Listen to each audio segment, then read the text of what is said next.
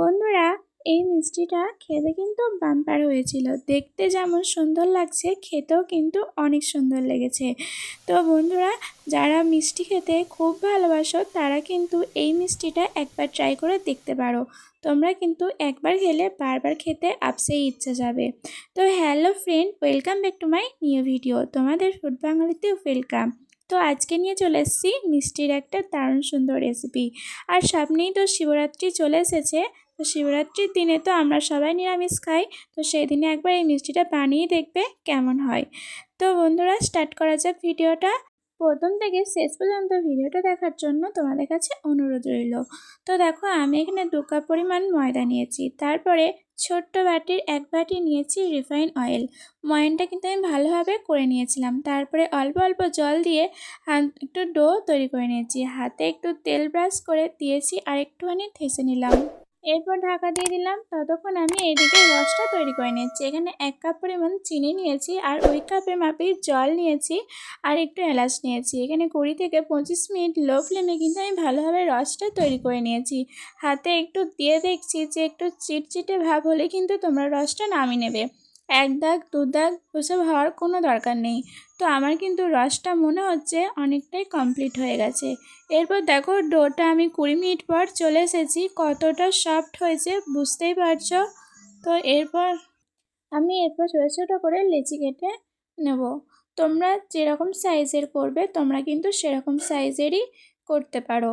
তো আমি এটা মিডিয়াম সাইজের একটা করে লেচি কেটে নিচ্ছি। আমার এখানে 6 থেকে 7টা লেচি হয়েছিল, বেশি কিন্তু আমি করিনি, তার জন্য বেশি হয়নি। তোমরা যতটা পরিমাণে করবে ততটা পরিমাণে তোমরা আটা বা ময়দা নিতে পারো। এটা কিন্তু ময়দা দিয়েও হবে, শুধু আটা দিয়ে না, এটা ময়দা দিয়েও হবে। এরপর দেখো, আমি একটা এরকম ঘুরিয়ে নিচ্ছি, দিয়ে ভালোভাবে হাতে দিয়ে এরকমভাবে একটা শেপ দিয়ে দিচ্ছি।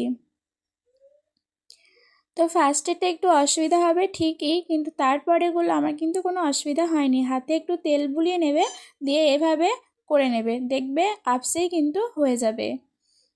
তো আমি সব কটা কিন্তু এভাবে করে নিয়েছি। পাশেতে কিন্তু একটা কড়া চাপিয়ে দিয়েছিলাম, সেই কড়াতে কিন্তু আমি এগুলো লো ফ্লেমে আস্তে আস্তে ভেজে নিচ্ছি।